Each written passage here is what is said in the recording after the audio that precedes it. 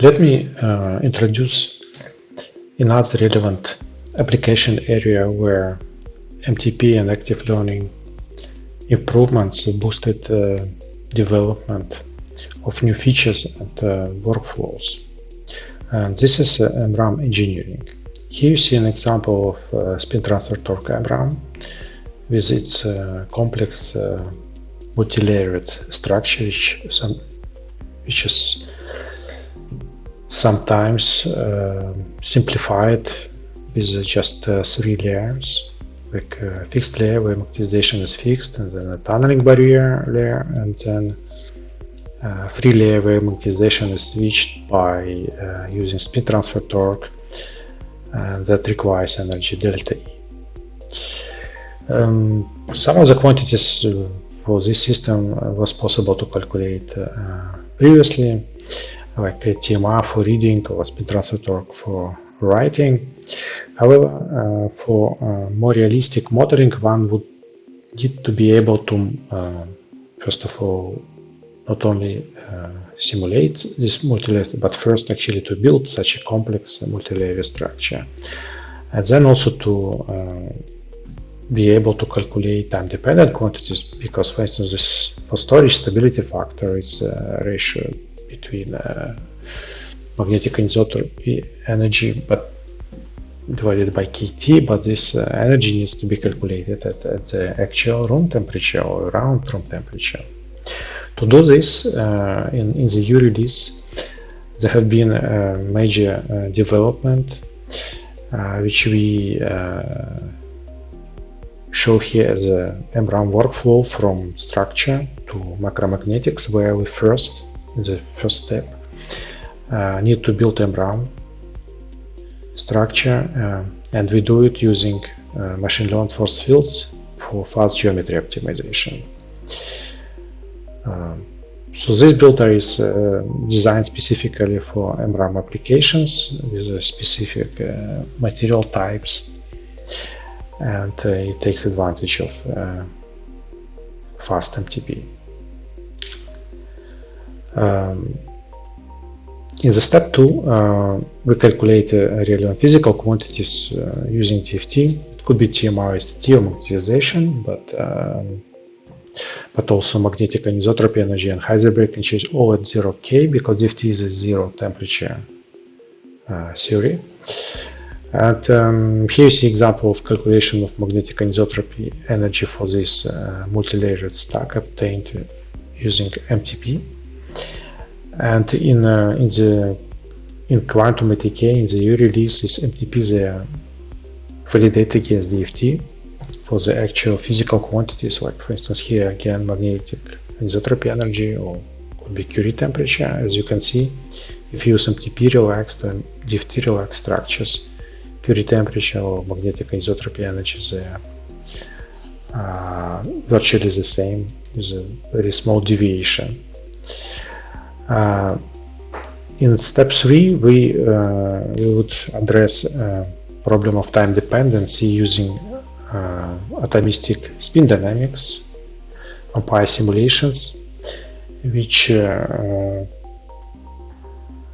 takes advantage of vampire package with DFT calculated input parameters to calculate temperature dependent quantities using Landau-Lifshitz-Gilbert equation, for which you need this Hamiltonian, where you input a Heisenberg exchange, or magnetic anisotropy energy, or magnetic moment calculated from Millikan population.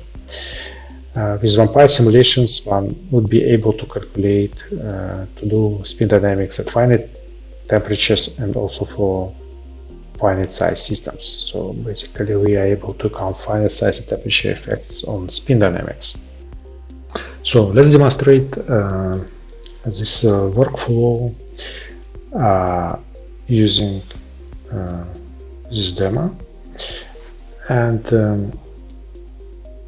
first of all, we have to open MRAM builder to find it in the supplemental tools. Click on it. Now we want to add layer by layer in the builder. So we click Add and then by default magnesium oxide layer will be added. We can set a target length, for instance 8 angstrom. We can add a second layer. So we will choose iron, but we could also choose iron cobalt alloy, which is also possible in MRAM builder. And we set the target length to 15 angstrom. So let's add a third layer, which is again magnesium oxide, and we set a target length again to 8 angstrom. Here we can see the structure. What we can do now, also we can do like a displacement shift in plane to align, to connect iron and oxygen atoms at the interface, which is what you would expect, and this is what gives the largest magnesium anisotropy energy in this structure.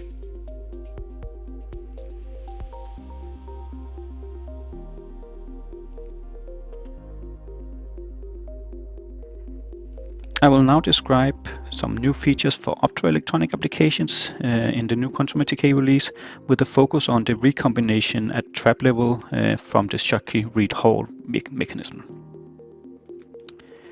So recombination comes in many flavors, but trap level assisted recombination tends to dominate capture near interfaces. In the new release, we have implemented perturbation theory for non-radiative Schottky read-hall recombination, following recent developments in literature, as for instance highlighted in this paper here. The foundation of these simulations is the accurate and efficient trap level simulations which we can perform in QuantumATK. So QuantumATK has a unique combination of localized orbitals and DFT hybrid functionals, making accurate charge point defect simulations blazing fast. Together with the study object framework, QuantumATK can be used to screen candidate defects. The new extension with the Schottky read-hall recombination and carrier capture further allows one to extract additional parameters relevant to the semiconductor interfaces and defect characterization, such as the ones outlined here: effective temperature, phonon-mediated reconfiguration, the effective vibration frequency, the Hong-Ruiz factor, and most importantly, the capture cross-section versus temperature, which is also shown in the figure to the right here.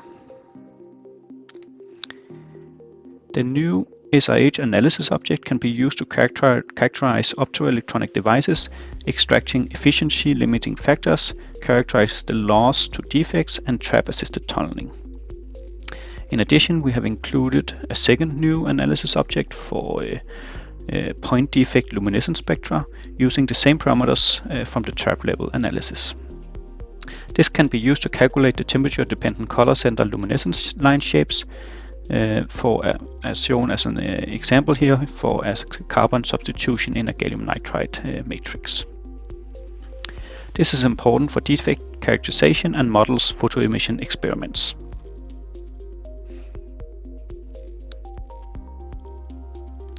Here I show the new Schottky read-hall recombination analyzer in QuantumATK. The analyzer has several tabs to understand the performed simulations in terms of the configuration diagram for the two charge states of the point defect, and furthermore to plot the capture coefficient as a function.